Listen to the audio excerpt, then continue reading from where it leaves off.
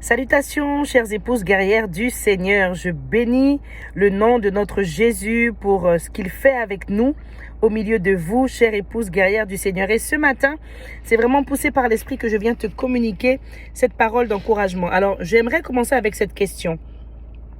Lorsque ton mari te demande de faire quelque chose pour lui, de lui rendre un service, comment est-ce que tu réagis, ma bien-aimée? Est-ce que tu fais...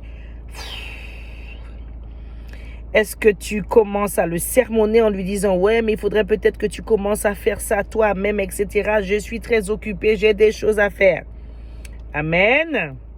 Ce que je suis venue te rappeler ce matin, ma bien-aimée, c'est que quand on parle de la femme qui plaît au Seigneur, quand on parle de cette femme qui respecte le Seigneur dans Proverbe 31, au verset 12, il est écrit qu'elle fait du bien à son mari tous les jours de sa vie et jamais du mal.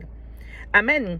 Je viens t'encourager en ce matin vraiment à t'employer, à accompagner ton mari, à lui rendre service et à faire de tout cœur et avec joie ce qu'il te demande de faire pour lui. Amen. Que tu sois cette femme sur qui il peut compter, que tu sois cette femme sur qui il peut s'appuyer et que tu ne sois pas celle qui joue souvent les moralisatrices. Ah, mais tu peux faire ça tout seul. Ah, mais débrouille-toi. La dernière fois, je t'avais dit que je n'avais pas le temps. Amen. Oui, c'est vrai qu'il y a ce dicton dans le monde qui dit qu'il y a un temps pour donner du poisson à celui qui a faim et un temps pour lui apprendre à pêcher, n'est-ce pas? Mais moi, je reviens vers toi avec cette parole ce matin qui se trouve dans Matthieu chapitre 7, verset 12. Il est écrit dans ce verset, « Tout ce que vous voulez que les hommes fassent pour vous, faites-le de même pour eux. » Et c'est cette parole que je te ramène pour avoir l'attitude qu'il faut vis-à-vis de ton mari quand il te demande de le soutenir, de l'aider, de lui rendre service, de l'accompagner dans certaines tâches. Amen.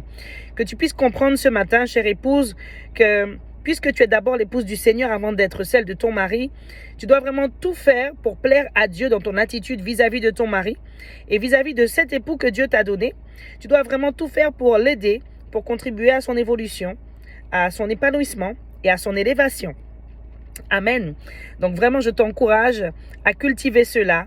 Aide ton mari et fais de tout ton cœur ce qu'il te demande de faire pour lui, pour l'aider, dans le nom tout-puissant de Jésus. Amen.